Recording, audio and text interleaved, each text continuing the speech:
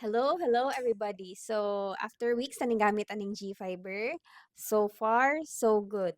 Makaingon jud kog bagay kayo para ni natong mga digital Filipinos. Ang ilang internet kay high speed unya reliable. Kasagaran magyud nato no kay naga-connect for work, study or personal connection no. Pero kung magkinuunsa man gani sama sa connectivity concerns, mabati nato ang Alagang Globe through the Globe One app. Convenient ra baya gamiton ang Globe One app kung mag-request ka og diagnostics o mag-book magani og technician. Gone were the days na manawag patas landline, yung maghuwat patag dugay before makastorya og customer service staff na ara tanan diri sa Globe One app. Pwede ra punta diri maka-reload sa prepaid Wi-Fi promos or maski sa regular load for our mobile phones sa Globe ug TM. Pwede ra gyud diri mag-reload gamit ang Globe One app. Maka-earn ug maka-avail pa gyud og rewards using the Globe One app. Grabe ka convenient. We can stay productive and connected because of these features.